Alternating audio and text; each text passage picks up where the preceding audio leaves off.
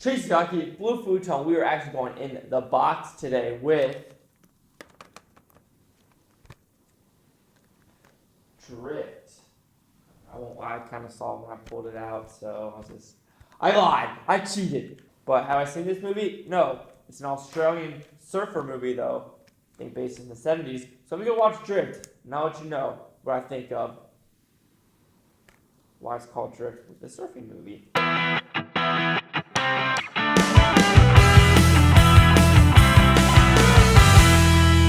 Alright, so I just got done watching Drift. What it's about? Well, first, it's called Drift because it's a store in the movie that they make. So, Drift, though, it's about surfers in Australia in the 70s, with surfing becoming very big in the States. Surfing is becoming a worldwide phenomenon, and everyone wants to get involved. And how do you get in the scene? Because people are good at this, but how do you actually get sponsorships? How do you actually just thrive in this business in a small town in Australia? Who's in this movie? Well, you have Sam Worthington, Myles, Pollard, and Xavier Samuel. So those are the three main characters in this movie. Sam Worthington's character is more of a photographer that does the videos and pictures.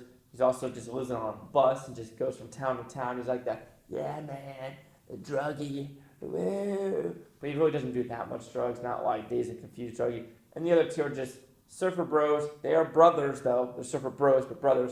One of them's older that's trying to help the family out, while the other one is more of a, laid back and likes to surf and, live off the land, while the other one's actually trying to take care of his mother. But that only happened in the first 30 minutes of the movie, and then they kind of team up and like, wait a minute, it's under our nose. We're surfers, we need to be starting our own shop. So they start their own shop, but of course, you're in the 70s, drugs are involved. Then you have the older brother who hates this biker gang, who's technically a drug mule, if you want to put it. They bring drugs into Australia. And then the two surfer brothers have a friend, Gus, who gets involved with them. So there's a little backstory of drugs and fighting, of smuggling drugs through surfboards and just stuff like that. And all that kind of ties into this 2-hour movie. So what I like about this movie, the surfing footage in this movie is awesome. You feel like you're on a surfing board with these people. And then when you actually see them surfing, you just are like, oh my God, I want to see this in real life. Because it just looks so cool of how these talented people are literally surfing this wave.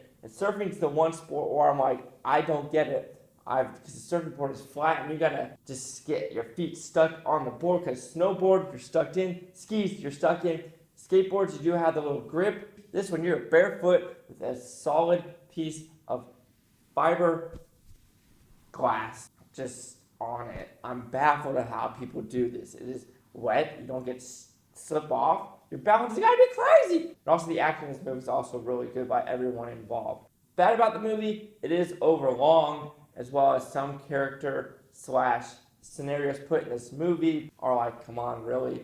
Of course you need some kind of dilemma in this movie, and there is a little bit of dilemma. If they'd stick to it with a more family dilemma, because there was a lot of family dilemma, as well as Sam Worthington's character with the girl he's with and the brothers liking the girl. But bringing the drug thing in kind of sunk this movie a little bit, just because I don't understand the drug game, if you want to put it that way. And it seems like the 70s, everyone thinks drugs are cool. I mean, you're smoking the stuff. The cops are after you because someone's tipping you off because you're trying to start a business, but yet still the brother and the friend is still getting the drug business, even though the older brother is trying to help his mother out, become rich because she's been working all her life. But you just have stupid characters like the brother and the friend that are like, all they care about is drugs and drugs and drugs. And I just hate people like that. You're just like, you're bringing people down. And that's why I kind of want to see Beautiful Boy and Nott, because all they care about is themselves. They don't care about who they're harming, even though they're harming their own family. Maybe this is the emotions they want to bring out, but I just find it more stupid of why you would do it. And of course, it's a kind of a movie that's wrapped with a bow on top where everything is perfect at the end. And ta-da, here we are. And that's what you get with this movie. Like I said, good about the movie, fantastic, fantastic, fantastic. Surfing footage with this movie, it all looks real. I'm pretty sure it's all real, and it just looks amazing. And then, of course, you have good acting. Bad, some of the character choices and arcs they take again. Some character flaws in this movie are really just stupid. They're not flaws. They're just like, you're hurting people around you. Why are you doing this? And this says it's based on true events. I don't know what event they're talking about because I couldn't find any true event. It could just be an event that surfing was big in the 70s. That's an event.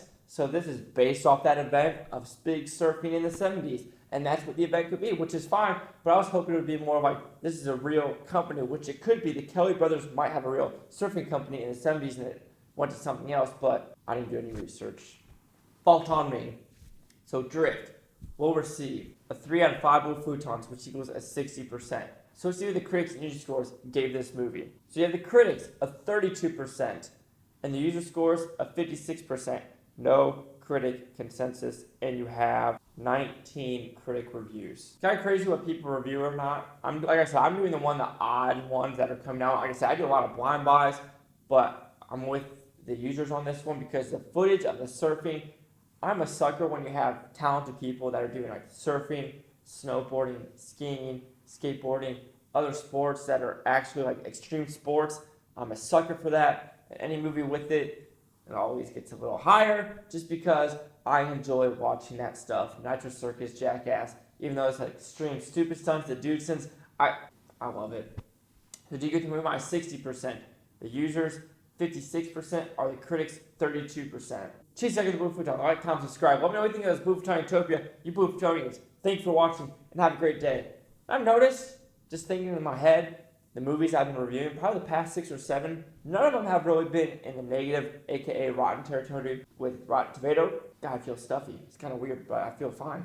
But yeah, I've had a lot of 60s and above. I'm waiting for the next stinker that I'm either going to click on Netflix, be like, oh, this is bad. Or then I pull out my box and I'm like, oh, blind buy, and I'm like, oh, this is bad. Or if I've seen it before, like 7 years ago, and I watched it, like, oh, 7 years ago was pretty good. But my news would say, like, wow, this is really a shitty movie. But then, 7 years in fact, I could be like, a good movie, bad movie, good movie. Wow, I don't know why I'm going fast all of a sudden. But hey, Drift. Surfer, brah. I'm a surfer, brah. Okay, that's more California. The Aussies. See, I can't do an Aussie accent. That's more like a weird British cup of tea and cacao. What am I doing?